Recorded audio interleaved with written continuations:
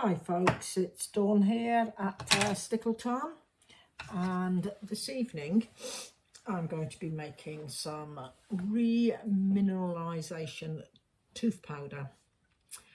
Right, this is a toothpaste left behind by my brother-in-law when he was here, so it's one of the normal everyday brands around here, you know, does the usual triple protection, healthy gums, strong teeth, fresh breath, etc, etc.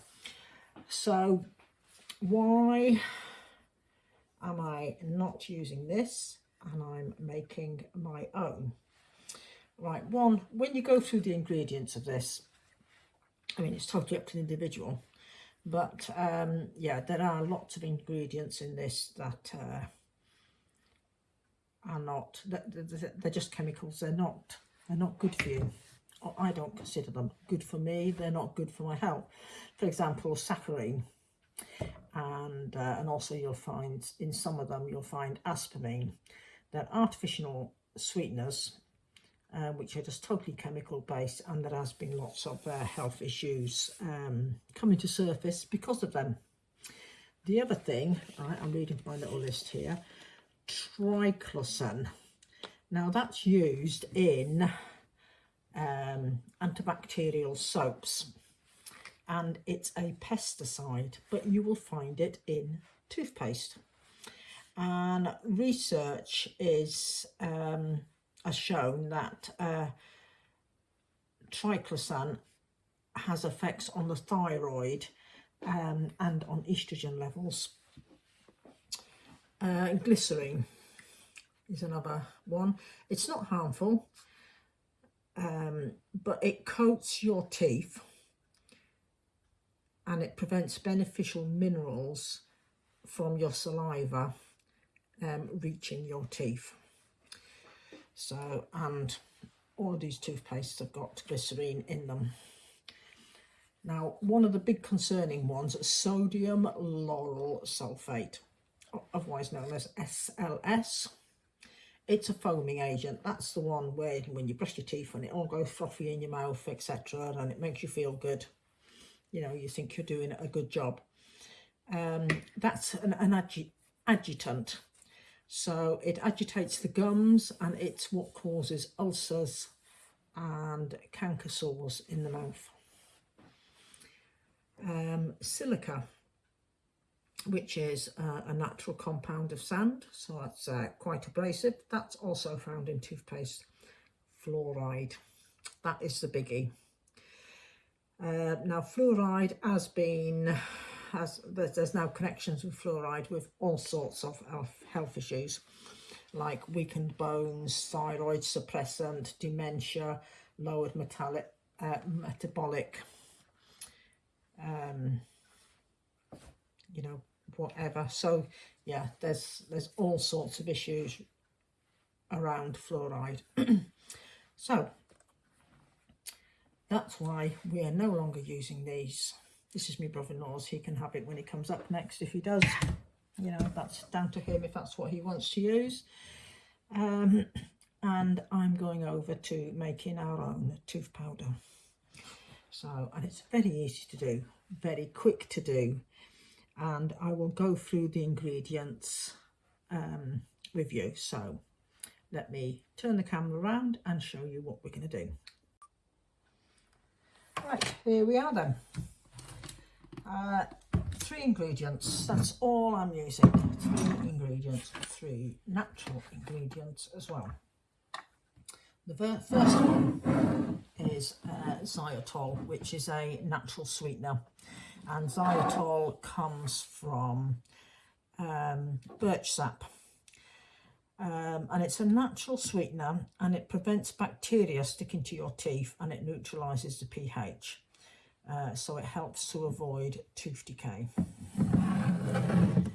The next one, baking soda. Now baking soda is a very mild, what do you call it? Not adhesive, abrasive. And it helps to dislodge the plaque. In fact, it's the second lowest abrasive you can get on the list of teeth abrasives, and it slows down, it breaks down, sorry, stains, stain causing molecules, and it also neutralizes the pH. Now this is the big one, Bentonite Clay. Now this one is calcium bentonite. Now this draws out toxins, and it contains calcium, and it helps to remineralize the teeth. Now using this, you've got to watch when you're ordering it that you're not ordering one that's you've got to use one which is food grade and for internal use. You don't want the ones which are scented with rose petals or whatever else. They wouldn't taste very nice. Now when you're using this, you cannot use metal utensils, or you should not use metal utensils with it.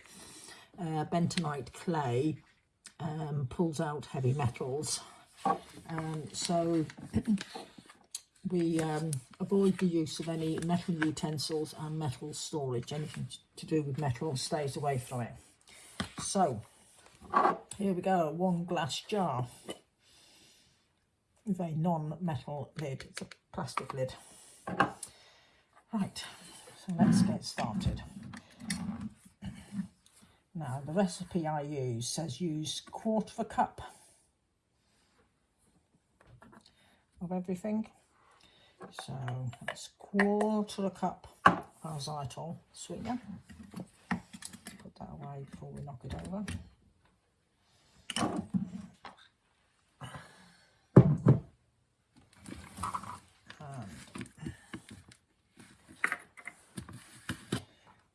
All of these things I've bought off Amazon.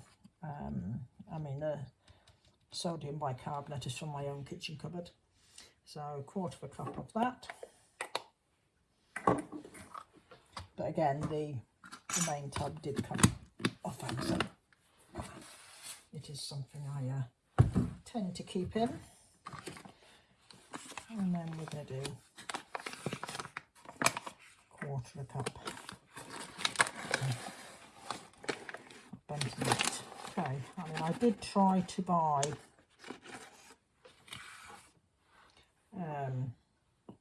the bentonite local, but I couldn't get it. I tried everywhere, couldn't get it. So I'm using a plastic utensil, and I'm going to stir. I don't know if you can see that. You can actually still see the layers in the jar. But I'm going to mix all of that up.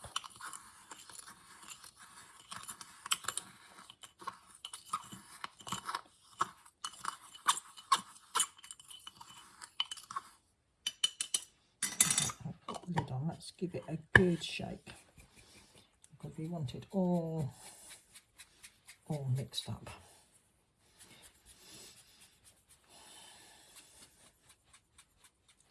So, like I say, it's down to the individual. If you're happy using chemicals and pesticides, etc., you know, for your mouth hygiene, then fine, that's down to you.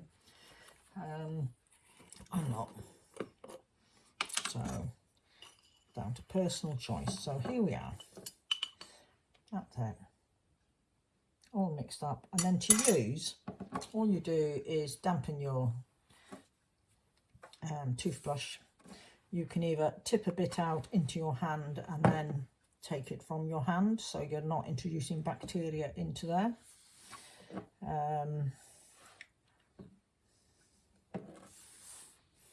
You know, it is just a very fine grade powder.